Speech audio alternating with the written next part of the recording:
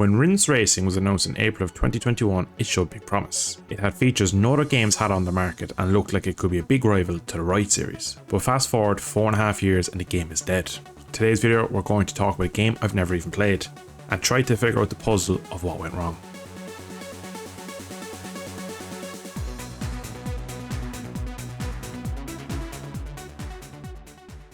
So here we are today on RIMS Racing. Now, RIMS Racing was a game that had massive hype in the months leading up to this game because a lot of people thought that this looked like a much better alternative to the Milestone Ride series. But unfortunately, from what I can tell from most of the Steam reviews, is when the game came out on either console or PC, a lot of people felt let down at what the content had provided. You see, a lot of people were really excited by what you can see on screen now, this whole customization, changing tires, changing brakes, upgrading the bike. It felt a lot more about the bike than just a simple racing game. Unfortunately, the lack of content, and from what I can tell and from memory back when the game got released in August of 2021, a lot of people actually got really fed up with this whole having to change brakes every race kind of thing. And eventually further on in the game you can unlock you upgrade it to basically that the game does it for you, you don't have to do it. And a lot of people were like pretty desperate to get that far, to get it out of the way, because they felt it was tedious having to do the quick time events to change your own tires and stuff. A big thing we're going to start with is the physics. Now, of course, if you've never clicked on my channel before, you won't know anything about it, but I am very much about physics when it comes to racing games. It is the bread and butter for me of any game. For example, I've nearly 1800 hours on GP bikes, which is a very primitive game, let's not beat around the bush, and it's kept alive a lot by modders, and it's simply an amazing game engine with a very average game on top, but the physics are very, very good, and that's what makes GP bikes brilliant. Now, a lot of the games on the market these days are the other way around. They look, they sound, they feel pretty decent, and the physics just let them down. RIMS, unfortunately, suffers a lot from what I would call the Isle of Man TT kind of fatigue, where the physics are very similar. So you can see there I have a random front end crash where, to be honest, didn't feel like I was doing a whole lot wrong. Now, I will admit I'm on road tires, so I have to give a bit of a kind of argument to get myself that like I'm not on full racing slicks, but in modern day on a race bike, road tires are not that bad. I think a lot of people think road tires are like the old plywood tires you get back in the 60s, but like a good road tire these days, you'd be surprised at the level of grip and feeling you get through a road tire. But overall, it just felt like there's an added force behind the scenes in this game that I couldn't understand, where it was doing different things and causing the bike to do these things. It felt like there was someone in the background kind of pulling the strings with this bike, and I was kind of merely the puppet trying to control on track. I didn't have full control. Now, a big thing I noticed very early on in buying this game and playing for this video is that the rider moving out the bike, a big thing I noticed was when you're tipping the bike into the corner, it felt like, we'll say, the linearity of the input was really off. So it'd start really, really slow, and then as you get closer to the corner, the bike would turn so aggressively. You might be able to see it in some of these long corners where it takes him a week to get his knee and elbow out, and then as soon as it's down, he's on a full bank, and so that's what does like this weird slowing input as you turn in. And it felt like through here, very fast corner, it's very common in real life to go through there, a lot of lean, very fast, kind of wide open throttle, but in there for some reason that they seem to have an understanding that as the bike's accelerating understeers, which it does, but they have it as nearly too much at speed where the bike doesn't turn enough with it. So the physics are just a weird kind of a mush of what the Isle of Man TT games, which are also made by Nakon, who make the it's actually Nakon Studio Milan who develops and published by Nakon, but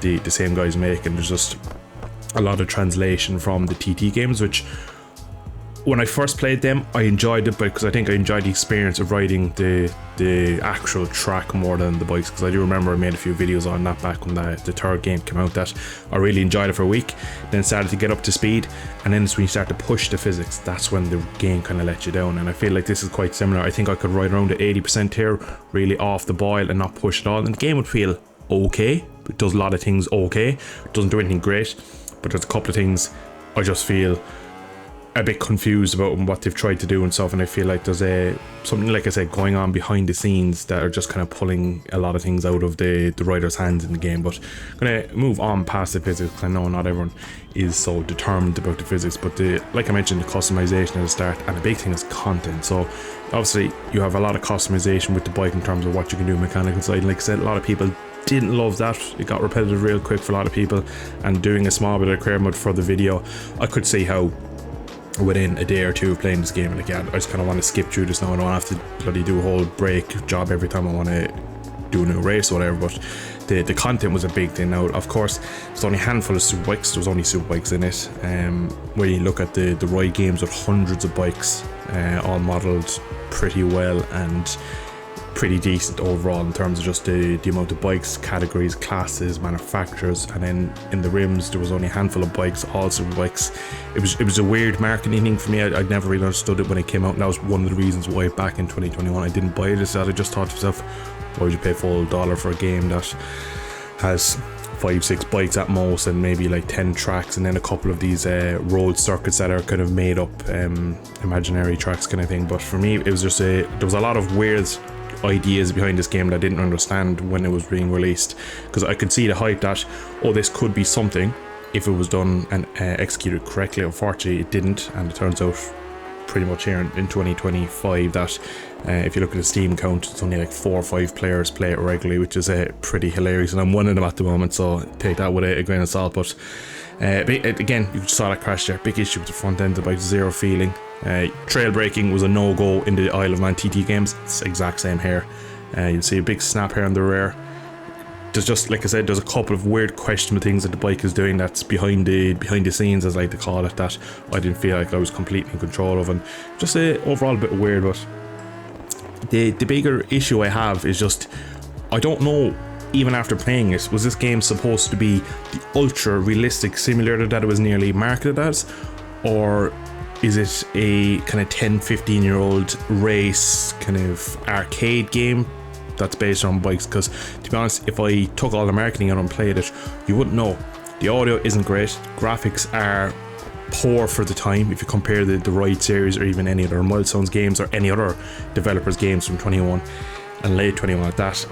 They're not up to this. Could be a late 360 game, and I was running this on my PC on Ultra, and it just didn't look great, and a lot of weird textures popping in and out. And from a good read through the reviews, a lot of the issues at the start of the game were just performance related, that the game didn't run well, didn't look great, and then of course in the physics on top of it. So there was quite a few negative reviews. I looked at the Steam page before this video, and I think like 800 views on the game, and I think like over 500 were negative. So it's not just me having these feelings with this game, but it's an interesting game. I am glad I tried it, because it was on my kind of list for a long time to try it out. And big crash there, like I said. Feels like I go over the crest, I roll off because the bike doesn't turn, then a handbrake and then it gets pulled. So there's some weird engine characteristics there with the engine brake. Not really sure what exactly it was trying to do there, the bike, but yeah. But yeah, let me know in the comments if you play this game, what do you have thought about it, because I know I'm surprised we haven't seen a RIMS Racing 2. Because fair enough, first crack of the whip, never going to be perfect. There is some things I did like about it. I didn't hate the game. There's a lot of things I think they could have learned from their first iteration of the RIMS series, and a RIMS 2 would have been a lot better, I feel. But obviously, as of right now in December 2025, there is no links, no talks, no nothing really. And I've done quite a bit of research to see, is there any talks from any developers or publishers of getting a RIMS Racing 2 on the market, but it doesn't seem like it. Now, if it's in development, maybe it's gone quiet, but it's seeming like this could be the only RIMS Racing title we have now for the next while. But yeah, let me know in the comments, have you played this before, what you think? Do you think I was fair or harsh on the game for my couple of hours of play time in the little bit of time? But yeah, I'm gonna end it off there. Hope you have enjoyed today's video. I should see you in a future video in the not so distant future. Thanks for watching. Slán go fóill.